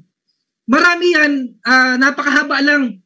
Pasensya na po, nung inaaral ko nga siya, sabi ko nga, sobrang kulang yung 10, dapat 3 hours to. Kasi bawat talata, ibabangga natin sa bawat talata, sa ibang talata ng Holy Scripture eh. Mahirap yun lahat yun i-discuss sa ganito. Pero, binibigyan ko lang ang idea yung mga tagapakinig. Mauna, sabi ko nga, anong mga nakasulat diyan na wala sa Holy Scripture na ikaliligtas. Sabi ko, sapat ang 66 books. May binabanggit si Brother Jando tungkol sa pag-ibig. Old Testament pa lang may pag-ibig na eh. Yung Brother Jando, ang tawag ito, advice yung libro ni David Bernard, may pag-ibig doon. 'Di ba? Alam mo, hindi na kailangan ng apokripa kasi lahat ng kailangan natin para tayo ay maligtas, sapat yung 66 books. Bakit kailangan tanggalin ng apokripa? Bakit? Kasi nga may mga talata diyan na magiging kayo, espiritista kayo. Magiging materialistic kayo. Ang kaligtasan nyo sa pamamagitan ng pagbayad ng pera, ginagamit kasi yan ng RCC para pagkamkam ng pera. Magiging materialistic ang simbahan. Kaya hindi katanggap-tanggapan ng apokripa na ayoko nang pasukin niya ang ganyang napakalalim na discussion. Pero itong mga nakikinig sa atin, aralin niyo po yung apokripa. Makikita niyo may mga hindi katanggap-tanggap na talata dyan na hindi yan, malalaman niyo, mararamdaman niyo magsasalitang Holy Spirit sa inyo na hindi yan kinasihan, hindi yan karapat katanggap-tanggap sa banal na espiritu. Sasabihin ng Holy Spirit sa inyo, hindi katanggap-tanggap yan. Basahin niyo, maging bukas yung isip niyo. Basahin niyo apokripa. Makikita niyo hindi katanggap-tanggap. Naniniwala ako, Brother Jando, linawin ko, naniniwala ako sa mga apokripa, maaring kasaysayan na totoong nangyari. Gaya ng Noli Me Tangere, ng mga history books, naniniwala ako sa mga bagay na gano'n, pero hindi kinasihan. Kasi sapat yung 66 books para tayo'y maligtas. Sapat yan eh. Kasi nga yung nasa Old Testament na, Brother John, ang dami kong binigay na talata, niluma na. Diba? Inaalis na nga eh. Hindi na nga pinasusunod eh. Bakit? Kasi sapat na nga yung gospel, yung ebanghelyo para tayo maligtas. Kaganapan ng Old Testament, shadow lang yung Old Testament eh. Tapos itong mga RCC, dagdag pa ng shadow, hindi na nga maimportante yung shadow eh. Brother Macumbao, Moderator's time muna. No? So, nag-direct attack ka na naman sa mga RCC. So, ad hominem yun. Okay? So, pasensya ka na, Brother Macumbao. Mababawasan ka ng 1 minuto kasi pangatlong warning ko na sa'yo to. Okay? So, kaganina, sinabihan na kita na 2 warning yun kaganina. Ngayon, ilang minuto na lang po ako? Saglit lang. Dahil 3 warning to, dinirekta mo, itong mga RCC, ad hominem yun. Okay? So, meron kang 4 minutes, 51 seconds na na-consume. So, babawasan ko to ng 1 minute. So, meron ka na lang 3 minutes and 51 seconds. Okay? So sana Brother Mark Umbao, matutunan mo na hindi mang adhom. Kaya nilagay ko ang rules na to kasi every time nakikipagtalakayan ka dito, hindi mo na maiwasan yung adhom. So tuturuan kita ng leksyon para next time aware ka sa sarili mo na bawal pala ang adhom sa mga ganito. Okay? So bawas ka ng 1 minute at idadagdag ko ang 1 minute kay Brother Jando. So mayroong 11 minutes si Brother Jando mamaya. So meron kang 3 minutes and 51 seconds. Go ahead, Brother Mark Umbao. 3 minutes and 51 seconds. Go ahead. Malinaw sa Hebrew 7:18, Hebrew 6:8:6, ano sabi dito? Yung lumang tipan, naging walang hindi na sana hinanapan ng ikalawa, di ba? Ano na nga sabi dito sa palibasa talaga. Okay. Okay, yun. Malinaw sa 2 talata, 'di ba? Yung kahinaan at kawalan ng kapakinabangan, no? Binibigyan na nga tayo ng simpleng pinasisimple ng Diyos ng ating tagapagligtas para maabot yung kababaan natin. Sinisimple yung kaligtasan. Okay? Yung Old Testament na marami na nga diyan, phase out na, 'di ba? Tapos, itong mga kaiba nating pananampalataya, yung mga kaiba natin, ang ginagawa, dagdag ng dagdag. Sabi na nga, shadow na lang yan eh. Ito na yung katuparan, ito na si Yahushua, tinubos na inyong mga kasalanan, mga kapatid. Tinubos na lahat ng hiwalay sa ginawa ni Yahushua sa cross of Calvary, lahat yon walang kabuluhan. Tingnan mo, pansin natin, Eucharist, baptism, ano pa ba? Baptism, lahat yan, mapapansin mo, lahat yan may kaugnayan sa kamatayan ni Yahushua. Lahat ng walang connection sa kamatayan ni Yahushua, wala ng kabuluhan. Anong gagawin ng demonyo? Lilituhin yung tao? Hindi. Sacrament? Hindi. Marami pang, yung mga kabispa, aralin natin yung pagbibigay ng limos, yung pera sa simbahan, yung ganito, ganyan, ganun, yung pananalangin sa mga patay. Palabuin yung malinaw. Sinisimple na nga lahat ng ang ating kaligtasan labas sa ginawa ni Yahushua sa cross of Calvary, walang kabuluhan na yan. Lahat yan wala. Kay Yahushua lang matatagpuan ang kaligtasan. Siya lang ang katotohanan. Siya lang ang buhay. Siya lang ang tagapagligtas, siya lang ang Diyos, siya lang, sabi nga sa Colossians 2:10 yata na magkamali, kumpleto ka na, kumpleto tayo kay Yahushua, walang kulang kay Yahushua. Ay hindi, kulang, kailangan ng apokripa, kailangan ng sakrament, kailangan ng ganito, nilalabo yung simpleng kaligtasan na ginawa, simpleng ipaunawa ang kaligtasan sa tao, pinalalabo ng mga iba nating pananampalataya. Yan ang gawain ng Diablo. Yan ang gawain. Bakit? Para marami pang pagagawa sa iyo ng demonyo para ma-divert yung pananampalataya mo sa tapos na ginawa ni Yahushua. Ida-divert saan? Sa sacrament. Ida-divert saan? Sa mga apokripa. Ida-divert saan? Sa pera-pera. Ida-divert saan? Espiritista. Ida-divert saan? Sa pagsamba sa mga santo, kay Maria, at sa mga kung saan-saan. Bakit ganyan? Bakit? Kasi yan ang gawain ng demonyo, ng Diablo. Pandaraya. Ang pandaraya, alam nyo, mas maraming may impyernong nadaya, hindi dahil sa makasalanan siya. Dahil ang kasalanan, tinubos na yan Tinubos na ng Diyos ang kasalanan. Tapos na tayo sa kasalanan. Alam mo, saan mas maraming may impyerno? Saan maraming mapapahamak? Dahil nadaya ng demonyo. Last 30 seconds. Oo. Maraming mga impyerno dahil nadaya. Sa Revelation, mapapansin nyo ang lingwahe ng Revelation, nadaya kayo. Yan ang pinag-iingat tayo. Na mukha siyang tupa pero naglalabang lobo. Mga bulaang propetang nagdadamit ng puti. Di ba? Puti pero ang loob, nicho, bulok. Yan yung, ano tawag dyan? Pandaraya ng Time. Tamat, okay. To the glory. Time, yan. Maraming salamat, no, Brother Mark Umbao. Kahit na hindi ka pa rin sumunod sa moderator, hinayaan ko na lang, no? Kasi huling banat mo na lang naman na yon. Umabot ka pa rin kay Maria, santo, demonyo, ewan ko sa'yo. Pero sige na lang, si Brother Jan doon ang bahala dyan. At ito, dapat 10 minutes Brother Umbaw, no? Pero ayan, 9 minutes ang na-consume mo. So, talagang 9 minutes lang kasi nabawasan ka ng 1 oras kasi hindi mo talaga mapigilan yung sarili mo na hindi mang-at home. Nawa next time, Brother Mark Umbaw, bro, matutunan mo na wag kang lumagpas sa rules, no? Focus ka lang dapat sa topic. Next time sana para matuto ka, next time maiwasan mo yung mga bagay na yan. Okay, Brother Jando, bibigay ko sa yung 11 minutes para sa yung final conclusion, bro. So, the floor is yours, Brother Jando. Go ahead. Okay, thank you sa pagkakataon ko nito magsalita. Unang-una, dahil sinagad ni masyado ni Mark Umbaw yung ating pasensya, no? Ipapaalam ko lang na huling debate na namin ito, ibablock ko na siya sa Facebook, sa Messenger. Ibablock ko na siya. Bakit? Ang napag-usapan namin, ipapakita ko sa inyo. Ayan o, tinan nyo. Oo. Ito. Papakita ko yung aming pinag-usapan na. Sabi, ito yan o. Yung chat namin o. Sabi ko, Umbaw, hindi isa negative form. Ako ang affirmative dyan.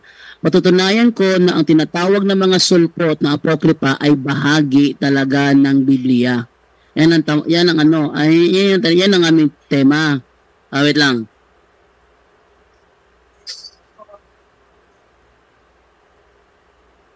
Okay. Ngayon, ang response niya, sige, okay na yan. Baka hindi pa matuloy kahit ang born again ay hindi sulpot dahil kami ang nakaganap ng ginawa ng mga apostol sa araw ng Pentecostes at ipinangaral mismo ni Yahushua. So, ibig sabihin, ito yung aking topic na kailangan niyang gibain na ang apokripa ay bahagi talaga ng Biblia. Ang ginawa niya, sagawa siya ng mga strawman fallacy na gusto niyo sumunod ako doon, hindi ako susunod, hindi niyo ako maililigaw. Lelang niyo, maililigaw niyo, hindi niyo ako maililigaw. Kaya dahil hindi siya sumunod, tapos sinagad pa niya ng gusto sa kanyang final conclusion, pagkatapos ng debating ito, ibablock ko na si Mark Umbaw. Actually, pwede ko naman gawin ito sa ngayon automatic ko na siyang ibablock sa aking, para hindi na niya ako makontak dahil sinagad talaga, ginagamit lang ni Mark Umbaw ang pagkakataon na maraming nanonood ng punto por punto, pero hindi niya ako kinakalaban. I expect na ako kakalabanin ni Mark Umbaw, pero ang ginagawa niya, gumagawa siya ng ibang butas para aking sundin. Hindi yan mangyayari, kaya Mark Umbaw, tingnan mo yung messenger mo, block ka na. At Facebook mo, block ka na. Hindi mo na ako makukontak. So, ito na yung ating last debate kasi sinagad mo talaga ako. Napunta ka kay Maria, ano ba yung ating topic? Patutunayan ko na ang tinatawag yung apokripa ay bahagi talaga ng Biblia. Yun ang ating topic. At dahil negative ka, kailangan tutulan mo na hindi siya bahagi, dinagdag lang namin. Paano namin idadagdag? Inaamin na ninyo mismo na ni-remove ninyo noong 1885. Sa madaling salita, napatunayan ko yung aking tema. At tinanggap mo pa na 73 books ang Biblia, tinatanggap mo. At tinatanggap mo rin na 66.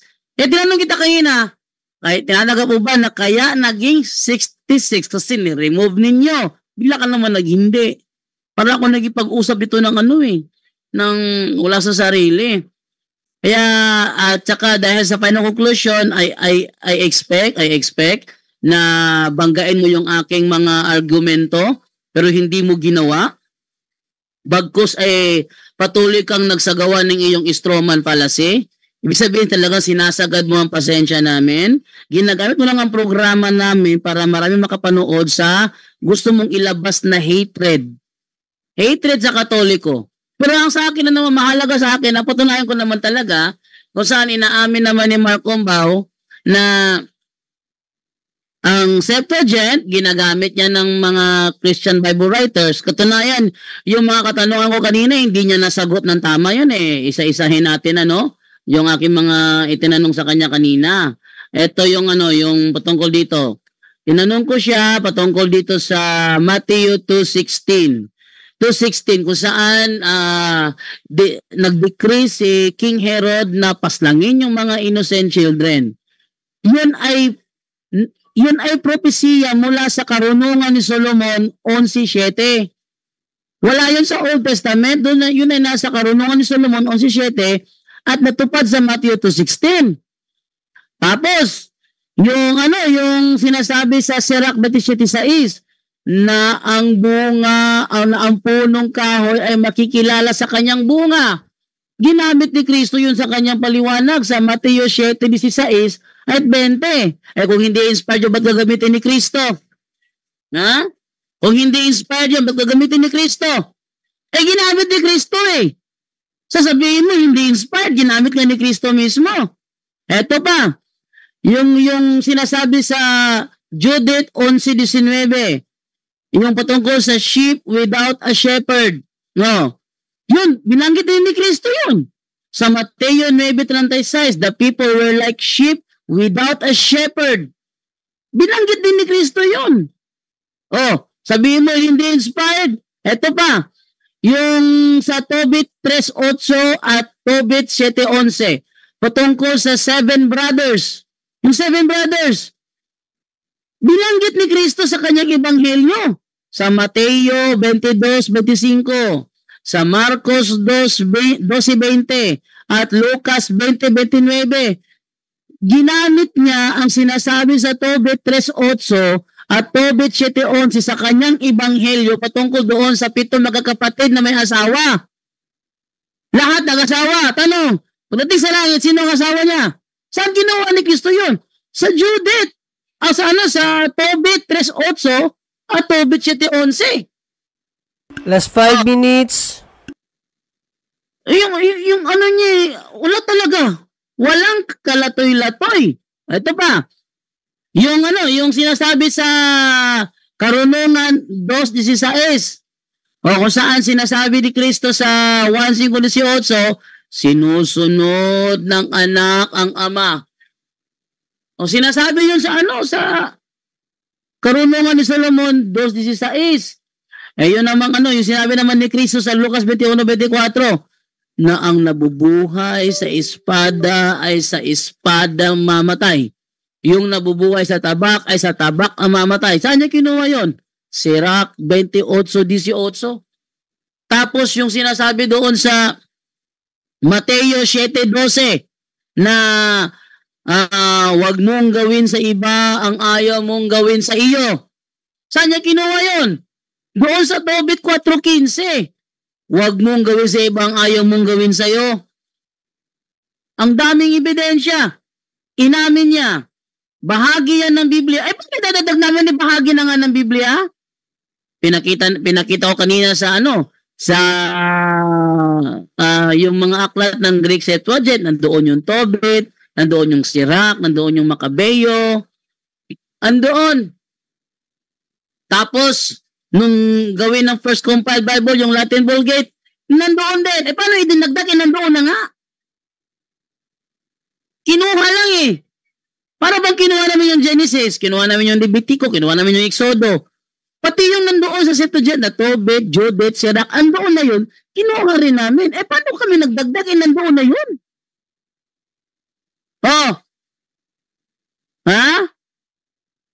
Nandoon na yun. Ba't kami magdadagdag? Nandoon na nga. Bahagi na nga siya. Ngayon, ano nangyari? Umalis si Mark Umbaw, di niya matanggap yung kanya kapalaran ngayon. Di niya matanggap, kaya umalis siya. Ito na yung aking sa kanya, aking final judgment, kasi sinabihan ko na siya, huwag mo ko pinagloloko kasi hindi mo ko maluloko So ano nangyari? Tinanggap niya ng 73 books. Tinanggap niya na naging 66 books. Yung tema ko, napatunayan ba? Napatunayan. Hindi niya giniba. Nag-strawman fallacy siya. Sa tingin niyo ba, susunod ako doon? At kahit nag-object na ako sa moderator, patuloy pa rin siya na nagpatuloy sa kanyang strawman fallacy. Umaasa na baka sakali sundan ako ni Brajando. Hindi ko siya sinundan. Bagkus, magbigay lang ako ng ilang example. Na sinasabi niya na hindi kailanman ginamit sa New Testament yung sinasabi sa Apokripa. Anong hindi ginamit? Dami tinanong kanina, hindi niya nasagot eh. Hindi niya nasagot. Pa siya ng pas. Tapos ngayon, panahon nagpunta siya doon sa nagpunta siya doon sa kung saan-saan siya napunta. Ngayon, kaya pinapaalam ko na ito na yung last namin na hanggang part 9 lang. Kasi sinasamantala ni Mark Umbaw yung ating kasikatan sa ating programa para mailabas yung kanyang hatred. It's part of healing yung maglabas ka ng hatred mo. Pero not in this type of program na hindi kami authorized na mag-rebut kasi hindi naman topic. Baptism. Hindi yan ang topic natin. Napunta sa umpisal, napunta Last sa 1 minute, Brother Jando. na kung saan-saan siya napunta. Alam niya hindi ko hahabulin yun. Kaya ayun, sinamantala niya. Pero ang mahalaga dito, napatunayan ko na ang Biblia talaga, bahagi talaga ng Biblia, yung tinatawag nilang Apokripa at tinanggal lang nila kaya naging 66 books. Sa madaling salita, hindi giniba ni Mark Umbaw ang aking tema bagkos gumawa ng kanyang sariling butas. Thank you. Okay, we-wave mo na bro, yung 30 seconds. Wave ko na yun kasi wala na yung kausap ko dyan. Naglayas na. Okay. Okay na, so para ma-formal lang natin na maklose to, magsasalita lang ang moderator, no? So yun mga kapuntos, mga kabag, natapos din, no, ang talakayan ni Brother Jando at ni Brother Mark Umbaw. At i-congratulate ko si Brother Jando. Para sa akin, siya ang nanalo, no? Dahil sumangayon si Mark Umbaw eh. Sasangayon ka ba, Brother Mark Umbaw? Tanong ni Brother Jando na ang King James Version 1611 ay 73 books at kasama doon ang Apokripa. Sangayon ako. Sumangayon eh. Tapos ang sunod na tanong, hindi na siya pumayag. Kaya nga, actually, tinutulungan ko pa siya na maunawaan niya mga tanong ni Brother Jando para masagot niya sana ng tama. Pero hindi niya nasagot ang tama. Kaya, congrats kay Brother Jando, no? Flawless victory. Sama si Brother Jando, wala siyang ginamit na reference para magiba yung stand ni Brother Jando. Kasi gumamit si Brother Jando ng reference. Ang gamit lang ni Brother Mark Umbaw, wala doon dapat igiba kasi hindi raw nakapagtayo. Hindi nakapagtayo? Nagpakita ka ng mga reference eh. Ano? So, yun mga kapuntos at mga kaabag, no? Ang nangyaring talakayan at sad to say, tinutulungan ko kasi Brother Mark Umbaw na matuto siya magdebate na sa sunod na debate niya kay Brother Jando. Kasi ako din kasi talagang hindi na siya maka-debate sa akin kasi inatsipwera ko na rin siya. No, pero ibang reason ko. Pero yung kay Brother Jando na nakita, tama si Brother Jando. Ginagamit na lang niya ang punto por punto para mapagsingawan ng kaniyang, hindi ko ba alam ano bang ginawa sa kanya ng Katoliko, wala naman. No? Bigla na lang nagngawa dito eh, basta lang makapaggawa. No, so tama lang 'yun na manggagamit kasi. So kung patuloy siya ng ganyan, nagpapasikat na lang siya sa kanyang kalaman, so much better na hindi na siya pabalikin. So congrats Brother Jando sa napaka matindi mong desisyon na yan kasi I'm sure mahirapan ka pag wala si Brother Mark Umbaw. Kasi hahanapin ang dugo mo si Mark Umbaw. Jando. Ay, Brother Wendell. Congratulations din. Natawa ako sa pagpasok mo kanina kay James. Nataranta talaga. Ito nang iniwan mo na dahil naka-schedule ka ni Mark Umbaw. Tinawagan ko siya. Niya talaga ako sinagot. Sabi niya, mag-text ka muna kung sino ka. Nag-text ako. Bro Wendell ito, papasok ako. Di talaga niya ako in-accept. Dahil yung tanong mo lang na kung hindi Katoliko ang nag-compile ng Biblia, sino? Anong sabi niya? Si Atanasio daw. Katoliko yan. Oo.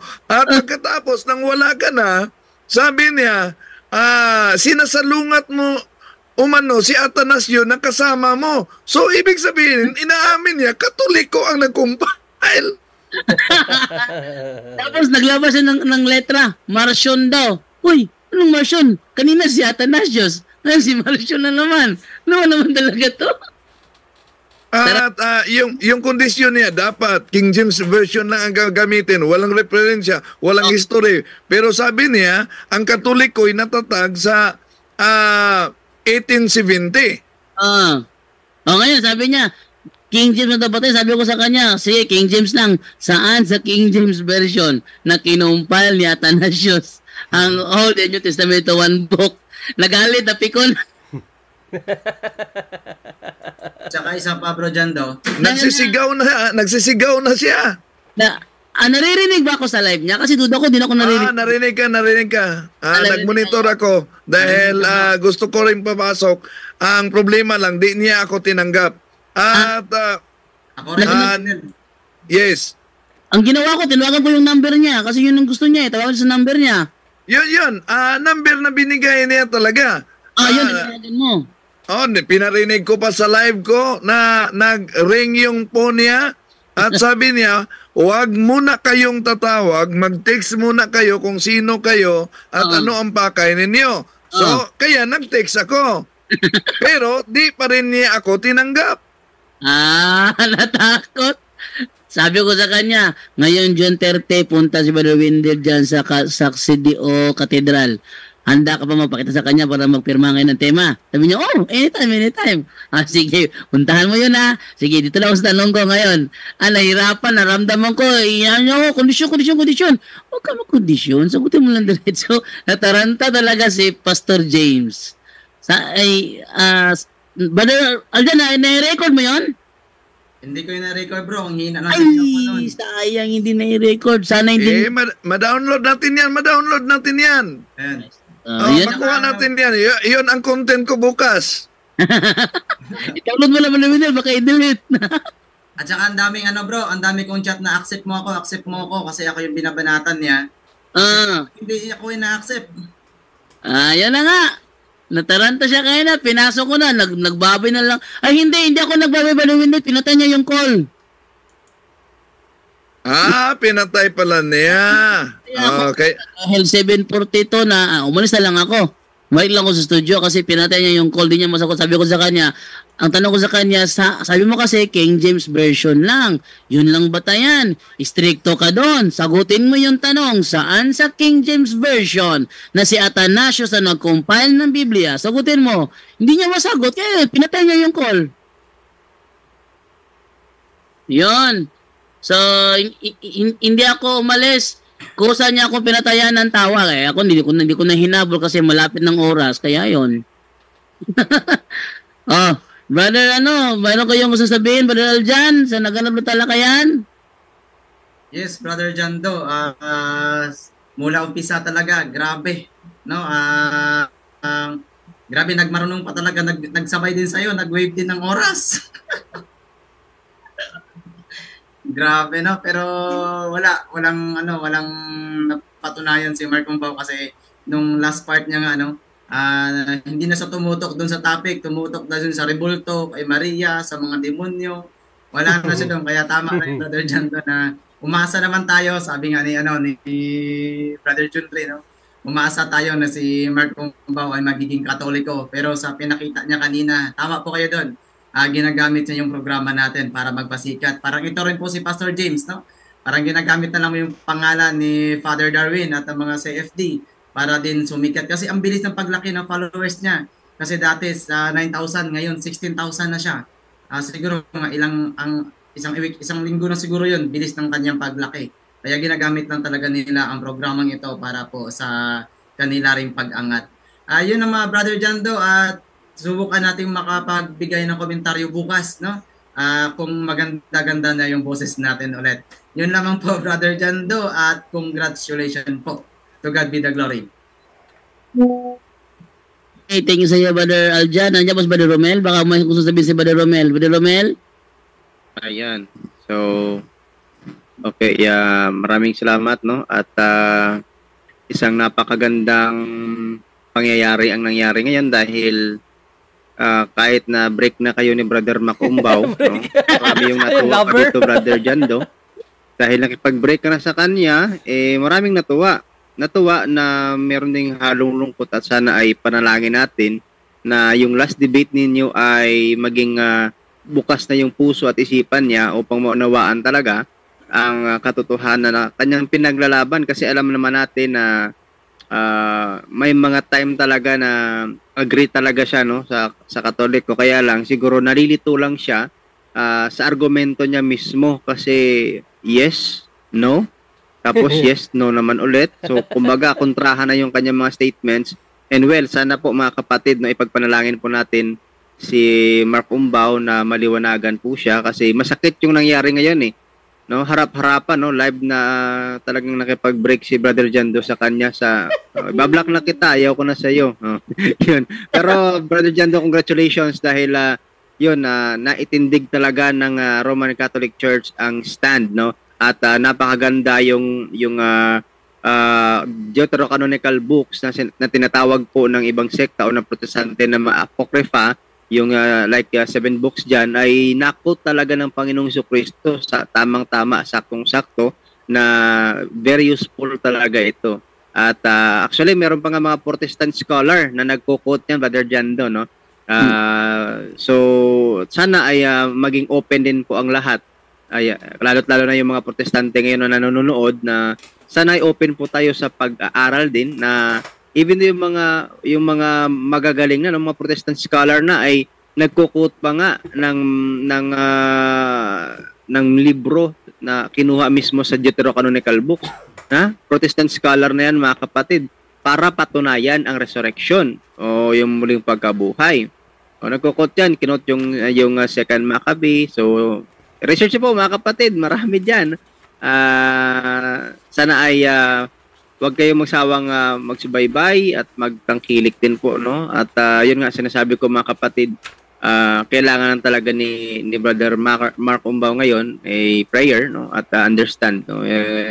Unawain po natin siya at panalangin na sana ay ito na yung pagbukas ng kanyang puso at isipan upang lubos siya talagang maunawaan ang katotohanan na kanyang pinaglalaban, dahil siya ay naniniwala na siya ay kay Kristo. So ang totoo at tunay na kay Kristo, kahit masakit man yan ng katotohanan, tatanggapin talaga. Dahil sabi ng Juan 8:32, kapag tinanggap natin yung katotohanan yan, talagang magpapalaya yan sa atin. Yan na po, Brother Jando. Okay, thank you sa iyo, Brother Romel. Thank you doon sa backup reference mo. At saka ni Brother Dwayne Cartungano, send my regards to him sa backup reference nyo, kasi actually hindi ko maintindihan ba't siya napunta doon. Ang pinag-usapan namin, naliwanag naman doon. Patutunayan ko na ang tinatawag yung apokripa ay bahagi talaga ng Biblia. Sabi niya, sige, okay na yan. Okay na yan. To make his message known is our responsibility. So here we are to pledge our lives to the Lord of eternity.